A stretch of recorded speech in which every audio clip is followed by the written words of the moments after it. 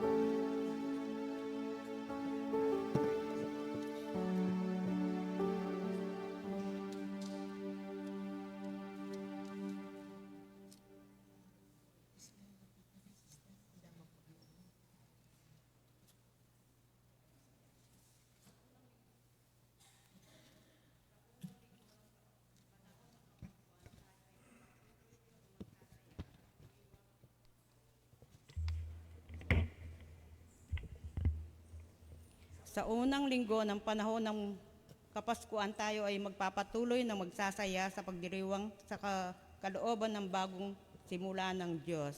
Kapulungan po. Ipahayag natin ang kaluwalhatian ng Panginoon sa gitna man ng mga nagpapatuloy na mga hamon ng buhay. Tunay nga na meron tayong Diyos na mabuti at tapat sa lahat ng panahon at wika ng banal na kasalukuyan ay kasulatan ayon sa pagsusulat. Ang kanyang ama ay siya na rin ating ama at hindi kailan naman niya ay ikinakahiya ang itinuturing tayong kapatid niya. Ito ang sinasabi niya sa kanyang ama, ipahayag ko sa aking mga kapatid ang mga ginawa mo. Pataawit ako ng papuri sa iyo sa piling ng mga sumasamba sa iyo. Kapulungan po. Sinabi rin niya, magtiwala ako sa Diyos at idagdag pa niya, narito ako kasama ang anak ng Diyos na kanyang ibinigay sa akin. Halina at sambahin natin ang papurihan ang ating Panginoon. Tumayo po ang kapulungan para sa imboksyon ng panalangin. Manalangin po tayo. Ama naming makapangyarihan, kami ay nagpupuri at nagpapasalamat sa lahat ng iyong pagpapala na aming tinatanggap hanggang sa huling linggo ito ay hanggang huling linggo ng itong Disyembre. Sa oras na ito, aming pagsamba, aming hinihiling ang iyong pangunguna. Samahan nawa kami sa banal na Espiritu upang tunay naming mahihayag at papapurit papasalamat sa iyo. Salamat sa Panginoon, walang sawang patnubay sa amin. Manatili ka sa bawat isa at kami ay magpapatuloy sa paglilingkod sa iyo.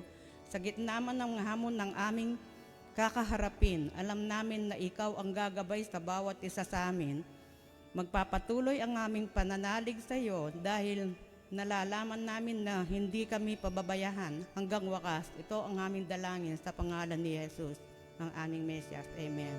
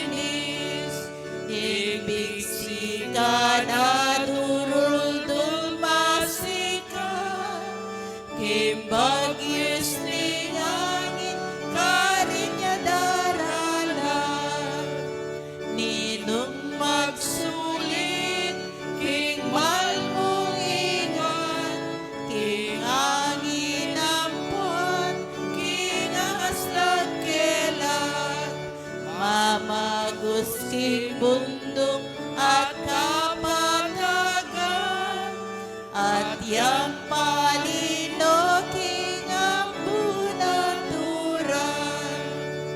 Ikamin may na bisulang gabon, aligan min dapat mong ampun, pakalulumot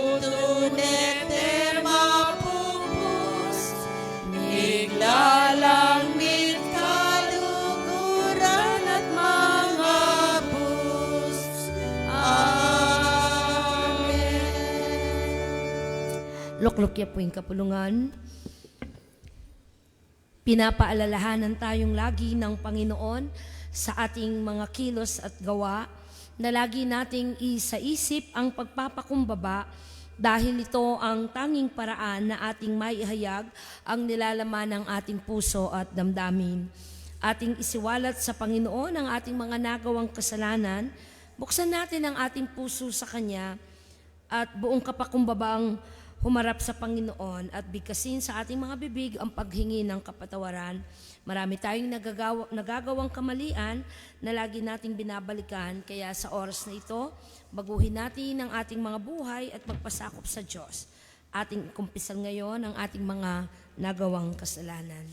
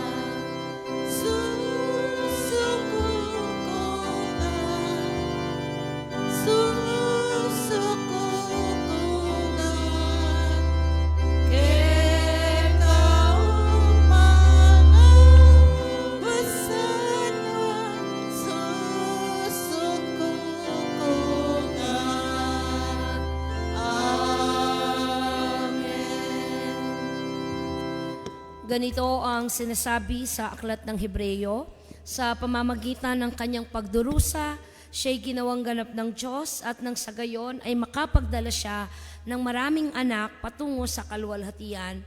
Ito'y dapat lamang gawin ng Diyos na lumikha at nangangalaga sa lahat ng bagay sapagkat si Jesus ang tagapanguna ng kanilang kaligtasan. Lubos tayong magtiwala sa ating Panginoong Diyos na ang ating mga kasalanan ay pinatawad na.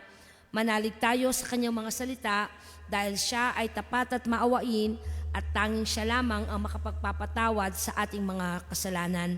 Manangan tayo sa mga salitang ito at tanggapin natin ang kapayapaang kaloob ng Panginoon. Sa diwang ito, magbatian po tayo ng kapayapaan. Peace be with you all, kapatid, kareng manambahan online at katayid members.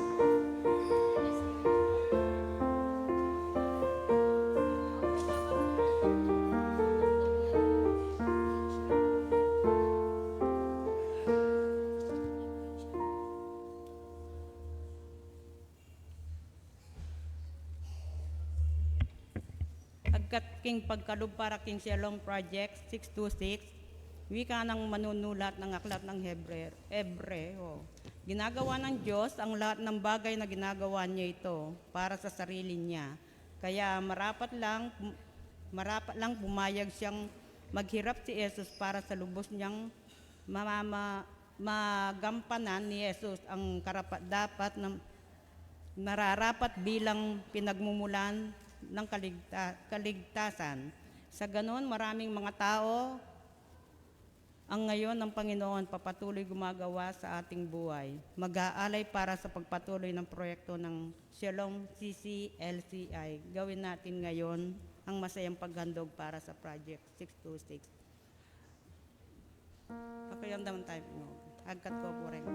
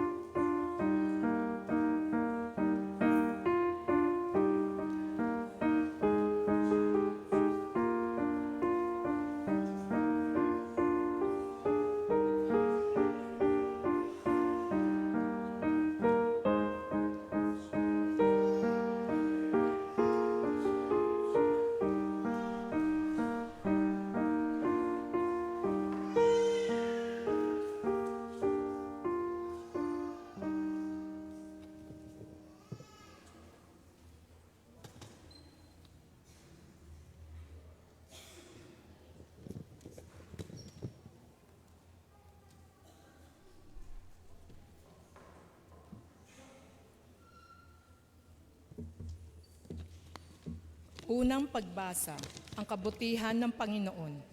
Iyahayag ko ang pag-ibig ng Panginoon. Pupurihin ko siya sa lahat ng kanyang ginawa sa atin. Napakarami ng ginawa niya sa atin ng mga mamamayan ng Israel. Dahil sa laki ng kanyang awa at pag-ibig, sinabi ng Panginoon, totoo nga sila ang aking mga mamamayan.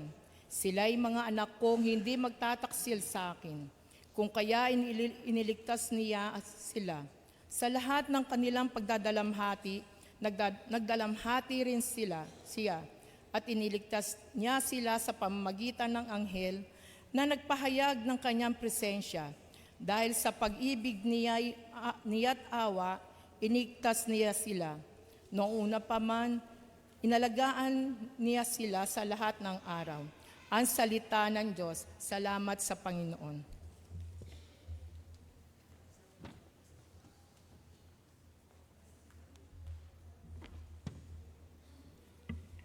Sagutan pagbasa sa awit ng 1:48.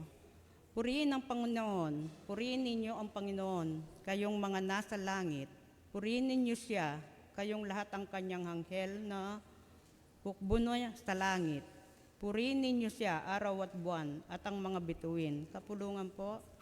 Purihin niyo siya, pinakamataas na langit at tubig sa kalawakan. Lahat na nilalang ng nagpupuri sa Panginoon, sa kanyang utos silang lahat ay nilikha. Inaahalay niya sila sa kanilang kinalalagyan at mananatili roon magpakailanman. Ayon sa kanyang utos sa kanila. Sabla po. Purihin ang Panginoon kayong nasa mundo, malalaking hayop sa karagatan, lahat ng nasa kailaliman ng dagat, mga kidlat at ulan na yelo, niebe, mga ulap at malalakas na hangin na sumusunod sa kanyang utos.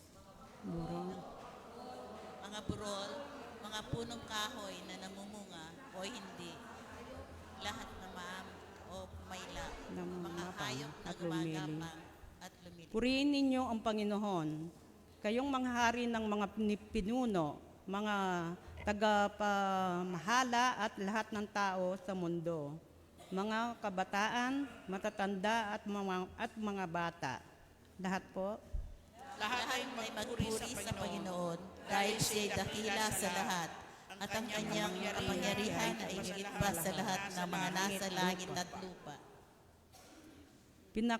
Pinalalakas niya at pinararangal niya ang kanyang mga tapat na mayaman ang Israel na kanyang pinakamamahal. Puriin ang Panginoon.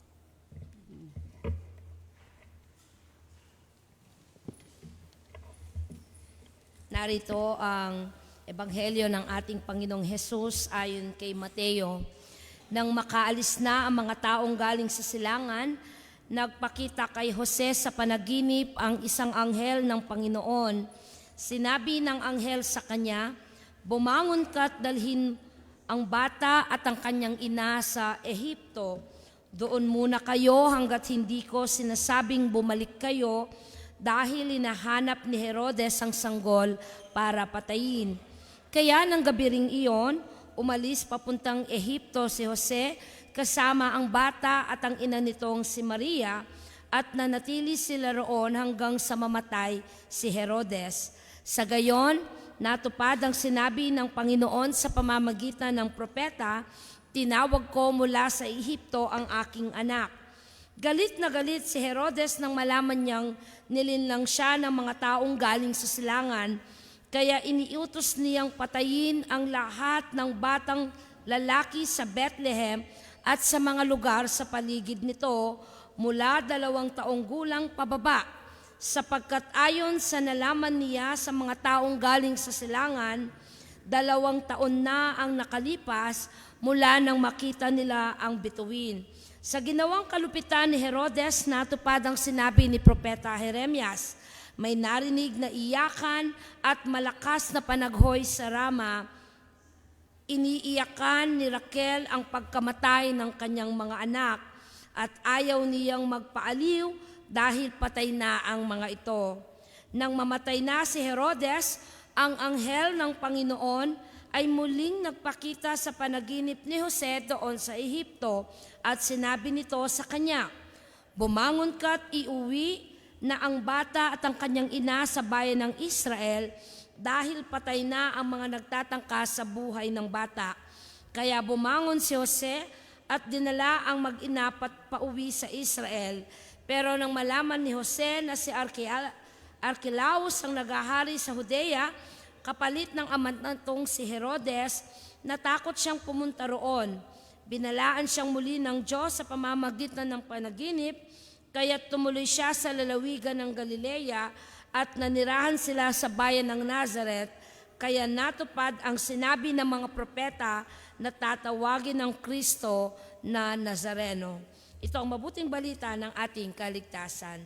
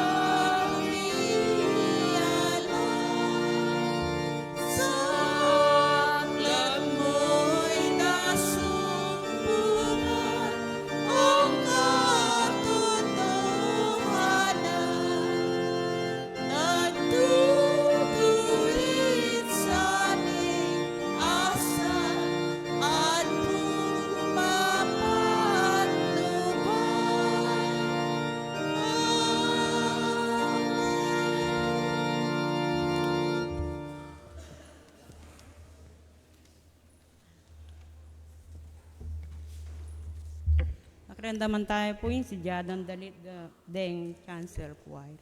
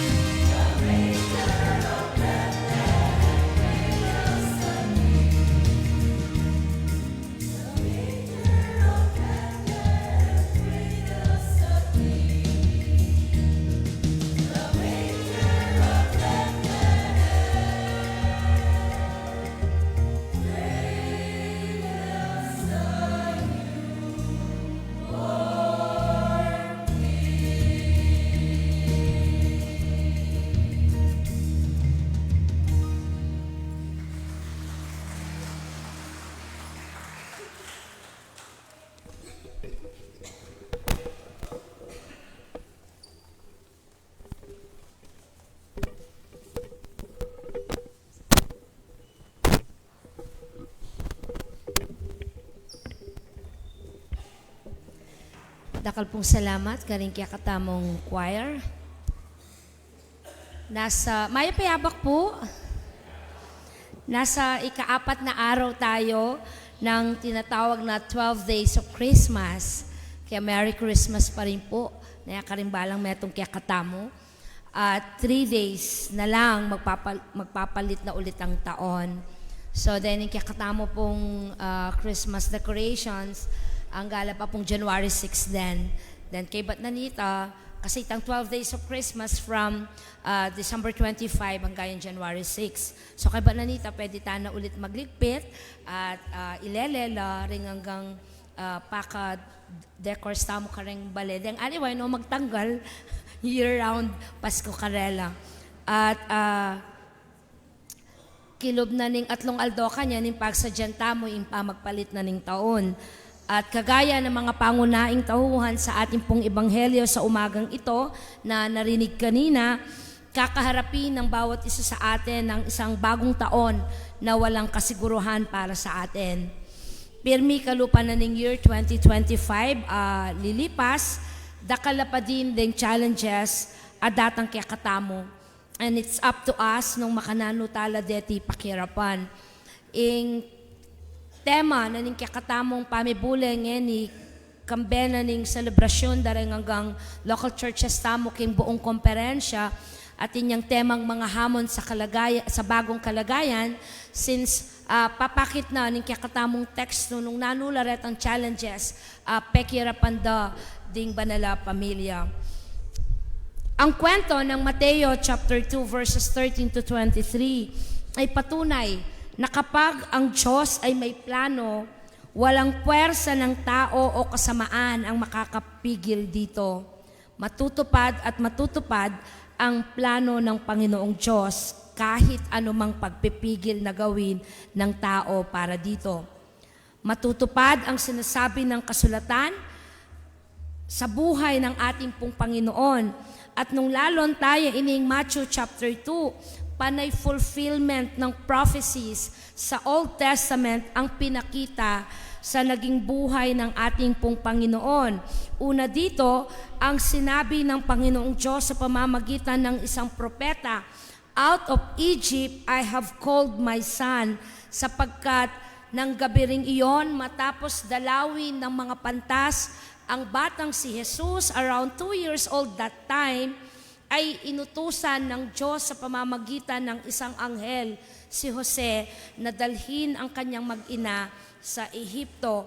At ang pangitahing ito ay pinakita ng Diyos sa pamamagitan ni Propeta Hosea. Kadwaketa itang prophecy na din Jeremiah, anyang pamatendala reng anak a lalaki edad 2 years old pababa.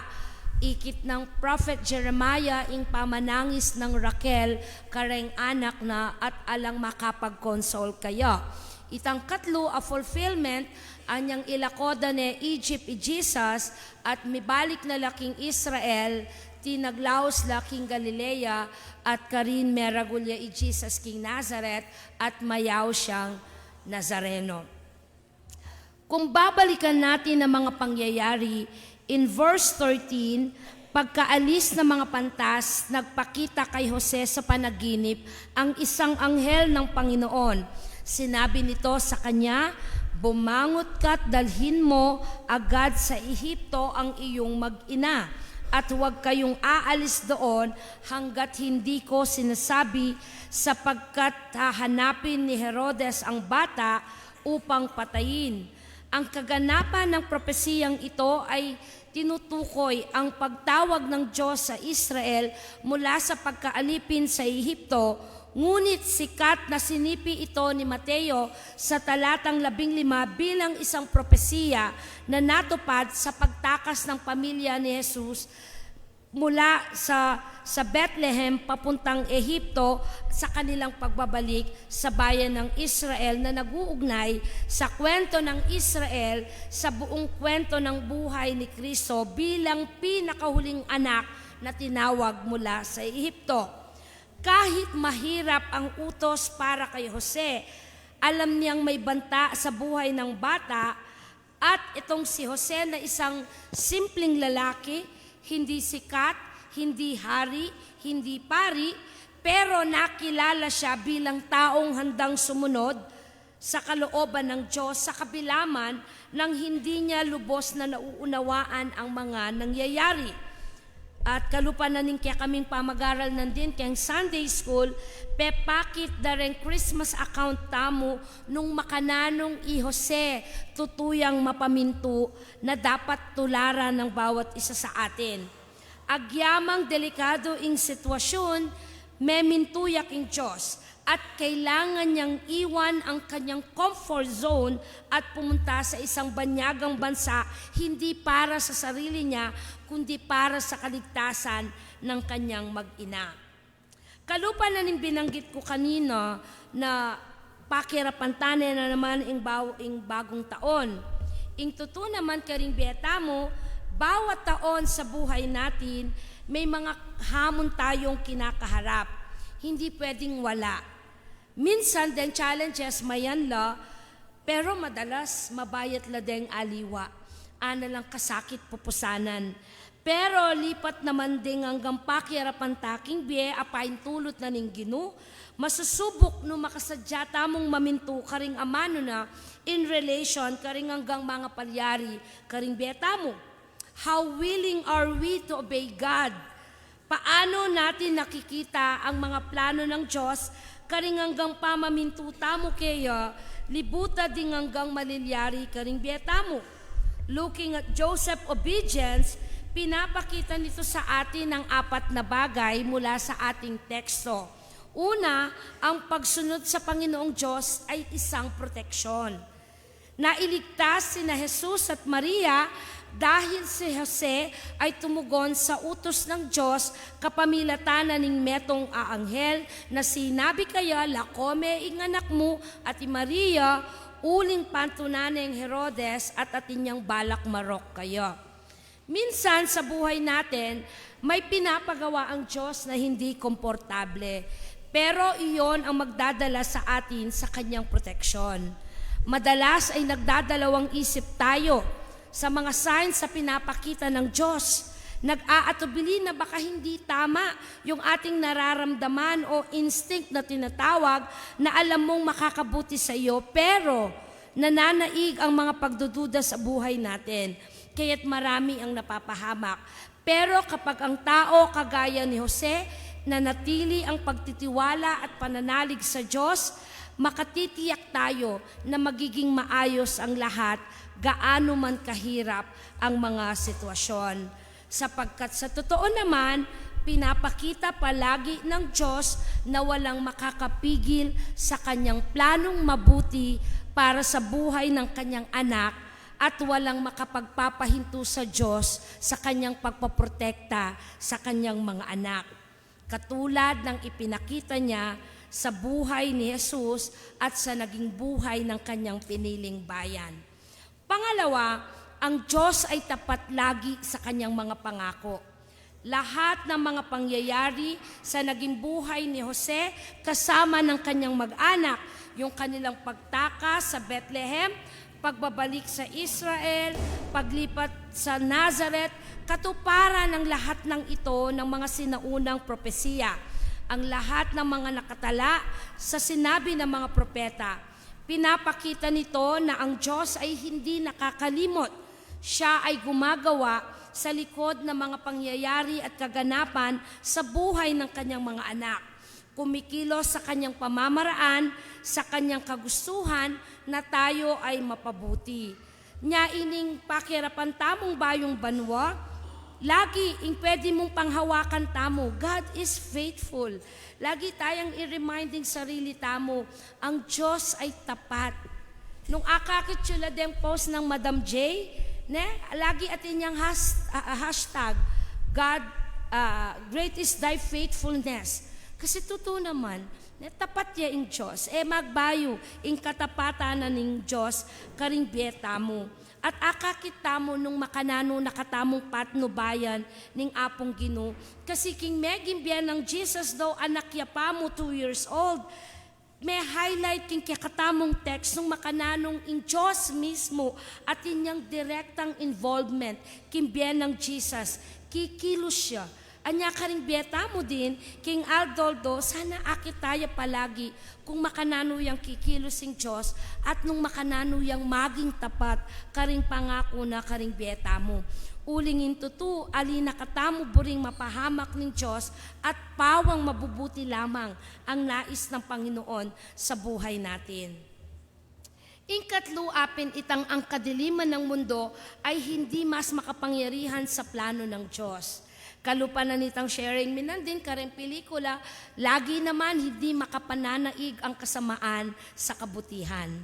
Lagi mananalo ang mabuti at matatalo ang masama. Kening milyari king kakatamong teksto na senseless, na pamagpate, pagpatay sa mga bata na edad 2 taon pababa ay nagpapakita na noon pa, no? Simula sa lumang tipan hanggang sa bagong tipan, magpahanggang ngayon, may mga senseless killings na nangyayari. No? At nakikita natin yan. Yung pagpatay, massacre ni Herodes sa mga bata ay pagpapatunay na may kasamaan na present sa ating pong mundo. No? At nakikita yan sa maraming mga kalagayan ngayon. Pero hindi maaring hadlangan ng mga pangyayaring ito ang pagliligtas ng Diyos at ang plano ng Diyos. Kahit sa gitna ng kaguluhan, ang plano ng Diyos ay nagpapatuloy sa lahat ng mga karanasan natin, sa mga nagdaang araw, buwan, taon. Maraming mga sakuna ang ating nakaharap, maraming mga challenges ang dumating sa ating mga pamilya, subalit magpahanggang ngayon, tayo ay nananatiling buhay at malakas sa awa at biyaya ng Panginoong Diyos. Hindi kailanman maaring manaig ang kasamaan na nangyayari sa buhay ng sanlibutan ito sa kapangyarihan at plano ng Diyos. Ikapat, marami ang mga nangyayari sa buhay natin na maaring bahagi ng plano ng Diyos. Ang pagkapunta ni Jesus sa Nazareth, isang maliit, hindi tanyag, walang saysay, pero doon lumaki ang ating tagapagligtas. Hindi lang yon. Ang Ehipto, kung saan sila unang nagtungo at doon din siya lumaki, ay isang bayan kung saan doon dumanas ng kahirapan ang bayang pinili ng Diyos.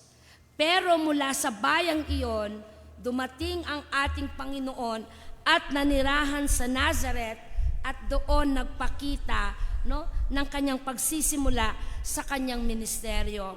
Minsan, ang lugar, ang sitwasyon o panahon ng ating buhay na tila walang kahulugan ay ginagamit ng Diyos para ihanda tayo sa mas dakilang layunin. Pepakit na ning apong Ginoo kapamilatan ng Jesus, king humble na lugar na penibatana, metopad ing propesiya na pepakit ng Isaiah na from a branch of Jesse, ining anak ang magligtas karing bayanan ng Diyos, iya ing datang. From a humble beginning, pepakit ng Jesus, ing fulfillment kapamilatana ning biyena at meligtas siya ing tao. Kaya naman, sa ating mga buhay, patuloy nawa natin na makita na anumaning malilyari karing biyeta mo at inyang plano ing apong Ginoo. Pinakita sa buhay ni Jesus kung paanong iniligtas siya ng Diyos mula sa kamay ni Herodes sa pamamagitan ng pag-uutos kay Jose na lumikas patungong Ehipto. Kahit mahirap, sumunod si Jose dahil alam niyang ang pagsunod ay kalooban din ng Diyos para sa kanila. Ipinakita rito na may mga pagkakataong dinadala tayo ng Diyos sa hindi pamilyar na lugar o sitwasyon, hindi upang pahirapan tayo, kundi para ingatan tayo at ihanda at palakasin tayo at patatagin para sa kaganapan ng kanyang mga plano sa buhay natin. Ang pagsunod sa Diyos, minsan ay may hirap, pero laging may layunin. Sa bawat paglipat, pag-iwas sa panganib, o pagsubok na di natin nauunawaan, may ginagawa ang Diyos na mas malaki kaysa mga nakikita natin. Kaya naman ang turo sa atin ng ating pong pagbubulay ngayong umaga ay patuloy na makinig at sumunod sa Diyos kahit hindi madali. Si Jose ay agad na sumunod sa utos ng Diyos sa pamamagitan ng anghel kahit nangangahulugan ng pag-alis sa sarili niyang bayan. May mga pagkakataong mag-uutos ang Diyos ng mga bagay na mahirap o hindi natin nauunawaan agad, subalit sa pamamagitan pa rin ng kanyang patnubay, ng kanyang pangunguna, malalagpasan ang mga ito. Ang tunay na pananampalataya ay nakikita sa pagsunod, hindi lang sa pakikinig. Kaya't ang tanong, ano ang mga utos ng Diyos na kailangan nating sundin ngayon? Pangalawa, na maaari nating patuloy na makitang mensahe para sa ating pagharap sa buhay na ito, ang nagpapatuloy na proteksyon ng Diyos sa atin bilang kanyang mga anak. Sa gitna ng panganib, iniligtas ng Diyos si Jesus mula sa mga masasamang plano ni Herodes. Hindi man tayo palaging nai-accept, lagi meron tayong challenges, pero lagi naman nating kasama ang Diyos sa gitna ng pagharap sa anumang pagsubok. Kung may mga bagay na hindi natin kontrolado, ang tanging solusyon, isubmit ang mga ito sa Panginoon na mas may kontrol sa lahat ng kaganapan sa buhay natin at hayaan natin na ang kapangyarihan or the sovereignty ng Diyos ang manguna sa ating buhay. Ang ikatlo, kung real talk ang pag-uusapan, present lagi ang kasamaan sa paligid. Ang kasamaan sa mundo ay totoo. Dahil ito ay palagi nating nasasaksihan, nararanasan. Ngunit hindi higit sa kapangyarihan ng Diyos ang mga ito, sapagkat palagi ang ating panalangin, tayo ay samahan ng Panginoon. Si Herodes ay naging marahas at handang pumatay para lang sa kapangyarihan. Ngunit sa huli, hindi niya napigilan ang plano ng Diyos. Sa panahon ngayon, puno pa rin ng kasamaan. Next year, sigurado may mga panibagong issues ang gobyerno patungkol sa korupsyon, sa abuso, sa karahasan at marami pa. Dakala po din, malilyari la rin ang gatdeng tao ela magbayo at magbalik loob king Diyos. Pero maaring magsimula sa atin ito, dimdamtalangan datang anggang bunga ng isang bagong kalagayan. Nung atatandaan ng tala po, siyam la po deta. Nung bawat metong kakatamong magtaglayang siyam ang mabubuting katangian na galing sa Espiritu, itamongan po keni Muking Santa Catalina, apakit tamo na possible ya ing bayong kalagayan at aliya kapilan man makapananaig ang kasamaan sa mundong ito o sa lipunan man na ating kinalalagyan. Ang mga nararanasan natin ngayon ay hindi biro.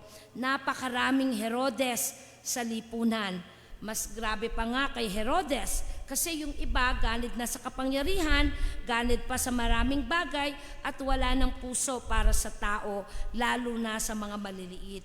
Pero tayo ay patuloy na tinatawagan at hinahamon ng Diyos para panindigan ang kabutihan, para panindigan ng ating pananampalataya at ipairal sa ating mga buhay na tayo ay mga totoong Kristiyano sa isip, sa salita at sa gawa. At patuloy na ipamala sa ating mga buhay na tayo ay kay Kristo. Ang panghuli, ginagamit ng Diyos yung mga sufferings, mga kahirapan para itanim tayo sa tamang lugar. Bakit sa Ehipsyo si Jesus lumaki? Katulad ng sinabi ko kanina, para matupad ang propesiya, may layunin ito. Ang mga paglipat, pagkawala o pagbabago sa buhay ay maaaring paraan ng Diyos para ilagay tayo kung saan tayo dapat. Hindi aksidente kung saan tayo nandirito ngayon. Sa ating pong estado sa buhay, lagi may plano ang Panginoong Diyos. At ang panghuli, lagi din tayong magtiwala sa Diyos kahit hindi natin nakikita ang buong plano niya. Minsan sa biyanan ng metong Kristiyano, Pastor, napakahirap naman kasing unawain ng plano ng Diyos, ng kalooban ng Diyos. metong mo lagi ing sagot. Tandaan tamo, ang kalooban ng Diyos ay pawang mabuti para sa bawat isa. Alayang nanumang buri na marok amalyari ing Diyos kaya katamo. Hindi alam ni na Jose at Maria lahat ng mga mangyayari, pero sapat ang kanilang pananalig at tiwala sa Diyos. Ang pananampalataya ay hindi pag-alam sa lahat, kundi pagtitiwala sa Diyos na nakakaalam sa lahat ng bagay. Sa mga panahon ng pagdududa, ng kawalan ng pagtitiwala, ang pinakahunang hakbang ay pananampalataya. Marami pang mga hamon sa buhay ang ating kakaharapin sa mga darating na mga araw. Magbabago na ang taon, ilang araw na lamang, at bagong kalagayan na naman ang ating paghahandaan. Ano pa kaya ang mga hamon na hindi natin naharap, na hindi pinapahintulot pa ng Diyos na maranasan natin? Pwedeng maganda, pwedeng hindi. Kahit anuman ang ating mga kakaraping kalagayan, ang dapat nating tiyakin sa ating buhay ay magkaroon ng malalim na pagkilala sa Diyos, pananalig sa Kanya, at matapat na pagsunod sa anumang nais niya sa ating buhay. Lalo nating payabungin ang ating pananampalataya, at sa pananampalatayang ito sa Panginoon ang magliligtas sa atin, at ito ang magpapalakas sa atin at magbibigay ng pag-asa upang mapagtagumpayan ang lahat ng mga hamon, una sa biyaya at tulong na lagi niyang kaloob para sa atin. Ang pag-iingat nawa ng Diyos ang siyang patuloy pa rin nating maranasan, at ang kanyang kalooban lagi ang mangyari sa ating mga buhay at hindi ang sa atin. King Lagyunig Paning Anak at ng Espiritu Santo. Amen.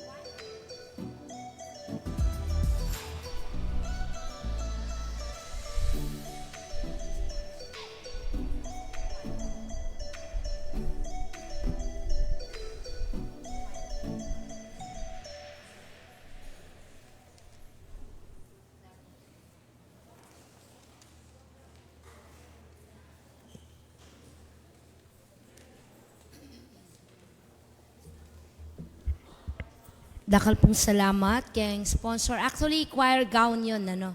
Itang mag-sponsor. So, thank you po. Kaya pa mag-sponsor ka rin choir gown tamo.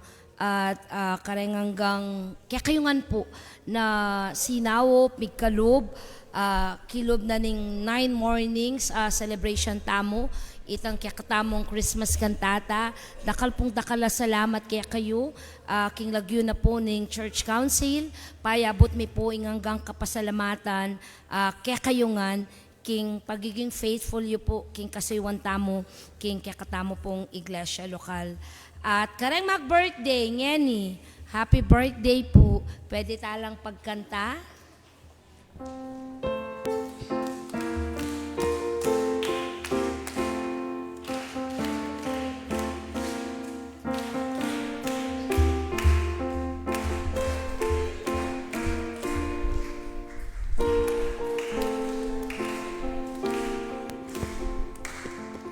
God bless you po, kareng hanggang may birthday. Pota pong alas 4, then kaya nakanta mo na muntaking CI, king magsaysay, king shalom waiting area kayo madakit, ne, ing ukwavan niyang pekisabi mi po na mandakit, manatad at mandakit, pauli by 30, ne, morning lamo naman po. So atinta mo pong 13, ala nang midagdag, 14, 16, 15, ano ba yan? 15 na la po kano, deng anak ka mag-attend. So, hoping na madakala at tutunan keng kampay ni at magsadya kayong metong para mag-testimony ne, keng pa magbalik yu. Inke katamo pong salubong sa bagong taon service, 7 p.m. ya po, atin niya po ining communion and everybody's birthday. Na po na, so pagsadyan tayo po ini, deng manimuna, deng katamo pong elders, uling mika communion tamo po. Then, ita pong first Sunday ning January 4, nung ako po magkamali, 4 ya, same pa din, no, katulad last year, mika communion ta pa rin, uling yung first Sunday na atin yung communion, ing Bayong Banwa.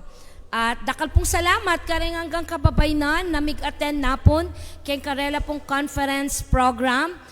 Minuli lang ang ating regalo, uling ating parapol, pero lahat naman pala no, ay mananalo sa raffle. So masaya, dakal pong salamat kaya kayo at magmika regular tana pong Bible study kanyan week after po. So nung ining January 2, alata pa, the following Friday po, mag-resume na hanggang pa mag-aral tamo po na. Same po kareng hanggang activities and programs na ning conference. So, mag-remind na po ulit at magpaalala kareng kakatamo pong GC. Itamo po nung atin tamo pa pong aliwang, mamayang hapon. Nano yung oras po magumpisa in Christmas Fellowship na ning siyaf? Right after na? Right after na po, aliya po tang benge. Okay po. Sige po. Last year kasi bengi eh. Ne? Sige. So reminder po siyaf, ala ng mama ko, para kayong Christmas fellowship. At ita mo po, nung atin pa na announcement po. Karempong elders, kempong 31, mika pangadita mo po. 11 o'clock, mikitikita mo po king Shalom waiting area. Nung alana, magsadyata mo po king kakata mo pong pamanalangin.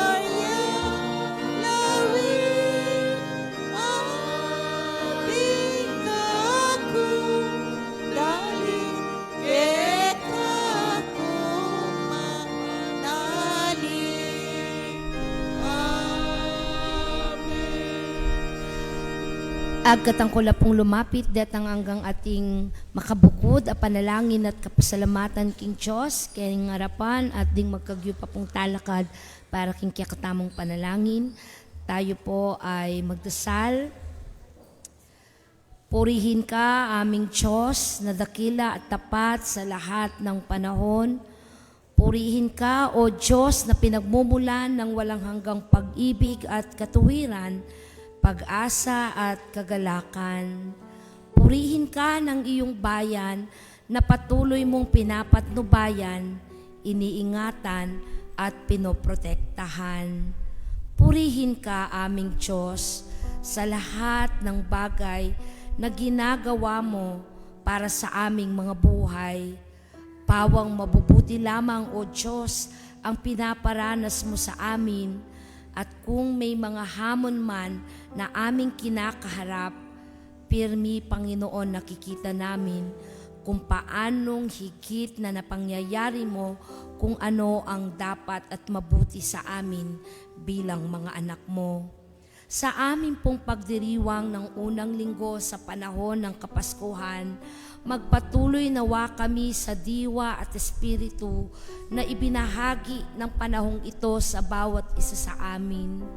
Patuloy, O Diyos, na ipagkaloob sa amin na aming maipamuhay ang mga katangiang ipinagkaloob ng banal na espiritu upang nang sa gayon, sa aming pamumuhay bilang mga tapat at totoong mga Kristiyano, makalikha kami ng isang bagong kalagayan kung saan mas nakapananaig ang kabutihan kaysa kasamaan. Sa anumang kalagayan ng buhay, lagi naming nakikita ang pagkilos mo, ang patuloy na pagkikipag-encounter mo sa bawat isa sa amin.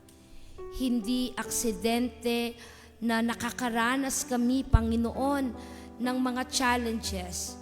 Ang mga ito ay niloloob mo na maranasan namin upang higit pa naming mapagtibay ang aming pong paniniwala na meron kaming isang Diyos na higit na makapangyarihan sa lahat, na kayang gawin maging ang mahirap para sa amin, upang kami ay lagi lamang manangan sa Kanyang kapangyarihan, magtiwala sa Kanyang mga salita, manangan sa Kanyang mga pangako, sapagkat tinutupad mo ang lahat ng mga ito para sa amin.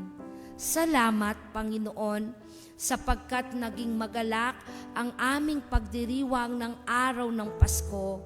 Patuloy naming naituturo sa mga bata ang tunay na diwa ng Pasko, at ikaw ito, aming Panginoong Hesus, na ibabalik namin ang isang napakahalagang gawain namin bilang Pilipino. Kami ay nakapagbibigay ng galang at pagkilala sa mga matatanda sa aming pong komunidad. Patuloy nawa, Panginoon, na ang ganitong espiritu ay maipasa pa sa mga susunod na henerasyon. Salamat sapagkat buhay na buhay ang gawain at paglilingkod ng iyong iglesia lokal. Maaring sa iba ay sa panahon lamang ng simbang umaga nila nakikita, O Diyos, na may panahon sila upang makapanambahan. Ngunit sapat ito, Panginoon, upang kami ay magpuri sa iyo sapagkat naalala ka ng aming mga kapatid. Nawa sa araw-araw man, maging sa mga ordinaryong araw ng linggo, patuloy nilang maalala saan man sila nandoroon na ikaw lamang ang kanilang Panginoon, at hindi maalis sa kanilang puso, O Diyos, ang pananalig na ikaw lamang ang kanilang kaligtasan. Panginoon, salamat sa presensya ng bawat isa at sa mga kapatid namin na patuloy naming nakakasama online.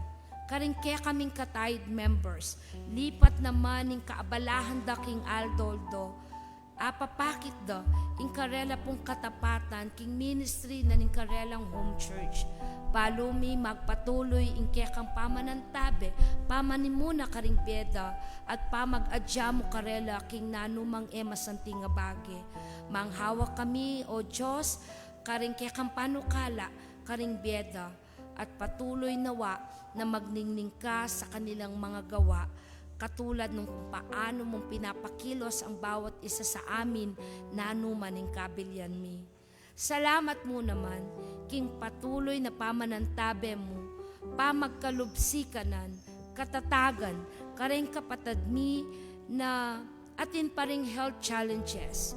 Masakit man ing karelang pandalanan, manaya laman, king karelang recovery at kagalingan, balo mi ginuming Diyos, ing espiritu ning katyagaan, yapamurin ing ibiyemo karela, upang patuloy silang manghawak na posible, Panginoon, ang kagalingan sa iyo, sapagkat nagagawa mo ang lahat para sa amin.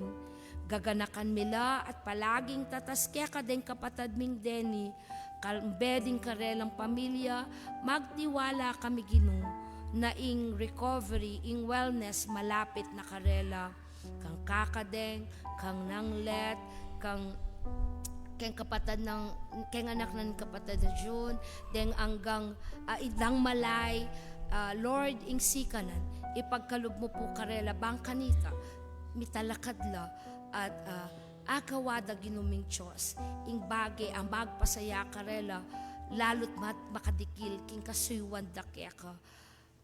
Maniwala kami, ginuming Diyos, ikamo kabod, ing kaya kaming dakilang manggagamot, at umaasa kami, Panginoon, na ikaw pa rin ang siyang patuloy na mag-iingat sa bawat isa sa kanila. Then kapatid ming dadalang dialysis sessions, karing mag-chemotherapy, karing makera pa, karing aliwa pang usapin sa kanilang buhay, usapin ng relasyon at ugnayan sa pamilya, kaibigan. Panginoon, ikaw ang maghihilom ng lahat ng sugat sa aming mga puso, at ikaw pa rin ang patuloy na magtuturo sa amin na posible ang pagpapatawad at pagtanggap. Uling oyni, iminuna mong pepakit kaya kami. Pagtiwalan mi rin ginuming Diyos na ika ing patuloy na mingat, mantabe, kareng kayanakan mi na muntaking karela pong Christmas Institute, mananasanang damdaman de, Panginoon, ing aos mo karela, bang kanita kabalik daking karela, king kaya kaming lokal na iglesia, mas lalo silang magpursige, na makita ang ministry na nandoon sila, at yakapin ito, Panginoon, upang maipaglingkod nila ang kanilang kabataan, ang kanilang lakas sa iyo, at magkaroon ng mas malalim na kahulugan ng kanilang buhay at ministeryo. Kaya kami pong panalangin, makadikil mo naman karing kaya kaming anak, karing kaya kaming young adult members, karing hanggang kayanakan mi, kababaynan at kalalakihan at mga tuwa, ali kami magsawa ginuming Diyos na nalalapit mila keka, uling balo mi kingal doldo, ikamo ing pwede ming asahan, uling tapat ka, uling mayap ka, malugod ka at malunusan, anya palagi mo kaming banten, abe-abe ginuming Diyos, at pasiknangan mo pang lalo, ing kaya kaming kasuywan keka, at ditman, ali kami tumikal, king nanong manggagawan ming mayap, ali para makilala na mayap kami nun mayap ya, ing kaya kaming Diyos. Makanyan mo naman yung panalangin mi, karing hanggang kapatid mi na binayayaan mo ng panibagong taon sa kanilang buhay. O Diyos, makita nawa nila ang iyong kabutihan at patuloy silang magpasalamat at magpuri sa iyo. At anuman ang panalangin ng kanilang puso para sa taong ito, ito rin ang aming panalangin para sa kanila. Loobin mo, Panginoon, na matanggap nila ang mga birthday wishes and prayers nila, Panginoon. Kambenin kaya kaming panalangin na maging blessing la pa karing hanggang tao. Makanyan mo naman karing mag-asawa na mag-celebrate wedding anniversary. Ika, O Diyos, ing mipala karing karelang pamilya, at karing bawat pamilyang kayabemi, Kenny King UCCP Santa Catalina, malapit o malawot, balo mi ginuming Diyos, iisa lang ang aming hangad, maitaas ang iyong pangalan sa aming pong komunidad at kung saan kami nandoroon upang mapakilala na tunay nga meron kaming isang Diyos na laging sumasa amin at anuman ang kalalagayan, pirme, ikaw o Diyos, ang kikilos at gagawa upang mapabuti kami. Kaya't pagtiwala miya, inke kaming balen, inke kaming bayan, inke kaming buong mundo. Malapit na o Diyos, nakikita namin kung paanong maisa sa katuparan ang isang bagong kalagayan sapagkat kaming mga anak mo ay patuloy mong gagamitin upang matupad ang nais mo. Salamat o Diyos, pagpapala sa buong sanglinggong ito at sa aming mga kakaharapin pa bilang isang iglesia kasama ang aming pong mission, ang Shalom CCLCI. Pinagkakatiwala po namin ang lahat sa pangalan ni Jesucristong aming Panginoon. Itinataas namin ang lahat ng ito, maging ang mga panalangin hindi namin nasambit, mga pangalang hindi namin nabanggit. Ikaw o Diyos ang magpala sa aming mga dasal. Amen.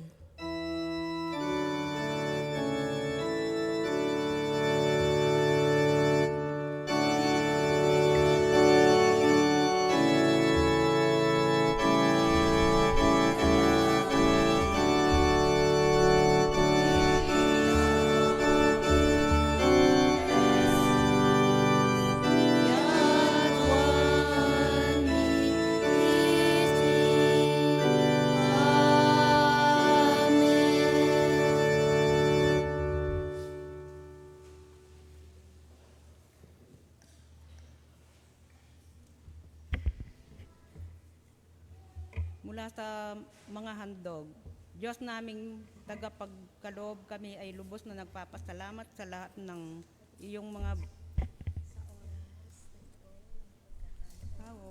mali pala. Tayo liwas.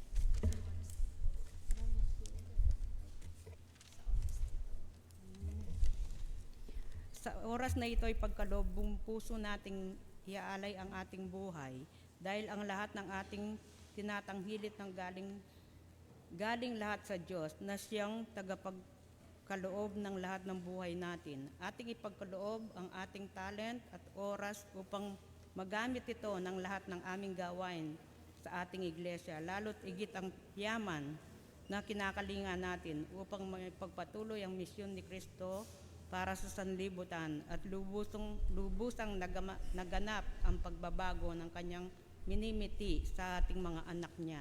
Gawin natin ngayon ang pagkakaloob.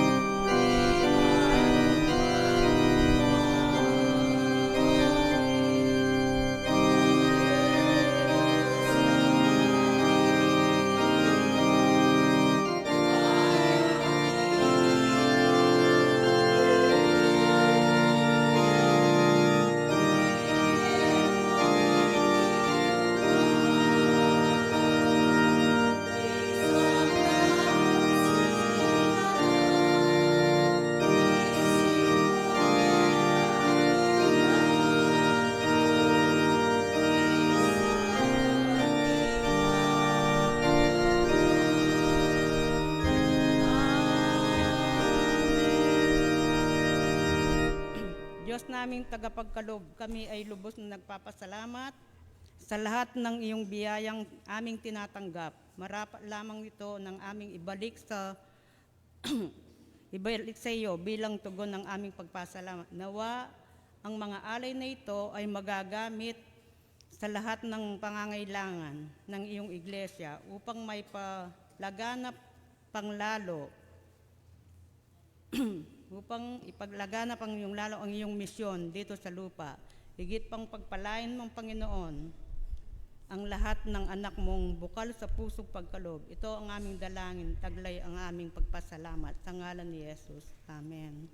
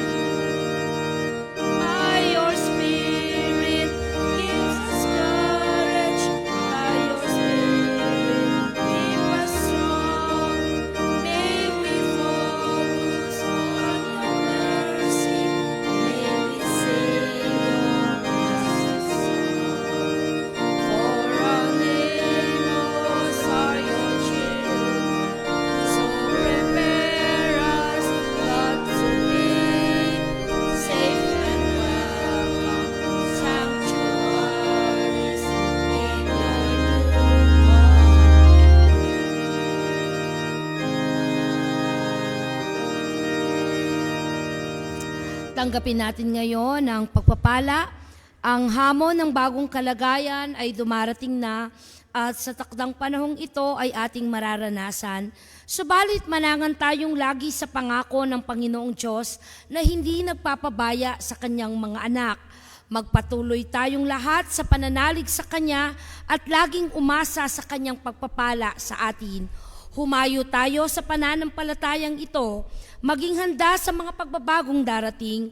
Humayo tayong may pag-asa at kapayapaan sa puso upang makamtan natin ang galak at pag-ibig at sa buong buhay natin ay ating paglingkuran ng ating iisang Diyos, ang Diyos na manlilikha, ang Diyos nating manunubos at Diyos diwang patnubay.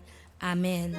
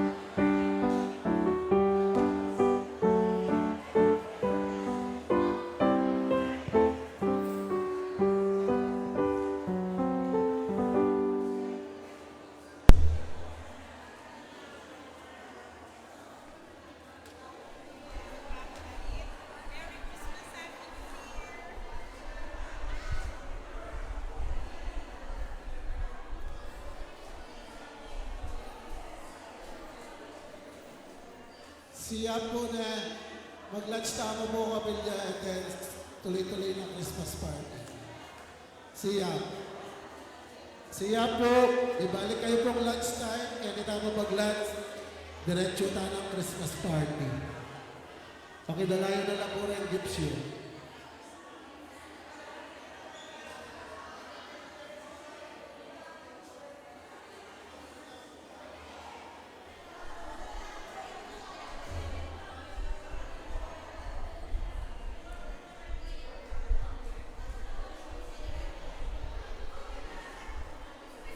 Siya, Christmas party po, 12. Punta na kayo po.